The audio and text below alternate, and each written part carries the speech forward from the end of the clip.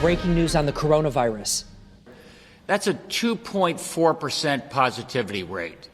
That's the highest positivity rate we've had since June.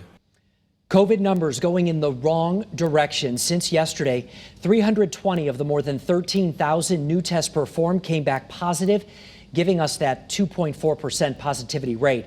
Right now, there are 172 patients in the hospital. That is 17 more than yesterday. Now, we've seen these numbers inching up over the last few weeks, so let's get right to Channel 3 Eyewitness News reporter Sharon Johnson with how the governor is responding tonight. Sharon. Well, Mark and Aaron, despite hospitalizations and cases increasing, Governor Lamont says we're still better than we were at the start of the pandemic.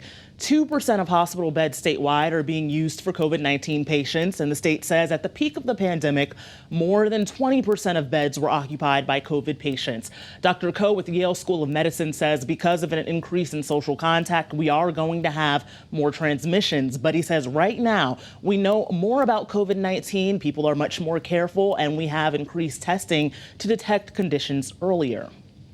This next wave for us, it's not going to be, hopefully not going to be the wildfire that we, went through in March and April.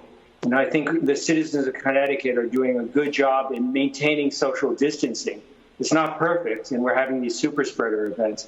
But, we're going to have more of the brush fires, like what we're seeing in eastern Connecticut. And I asked Governor Lamont if there's a benchmark for when the state would start rolling back phases. He says if we get to over 5% or 20 to 25 cases per 100,000, they would start considering making some major changes. Live in studio, Sharon Johnson, Channel 3 Eyewitness News.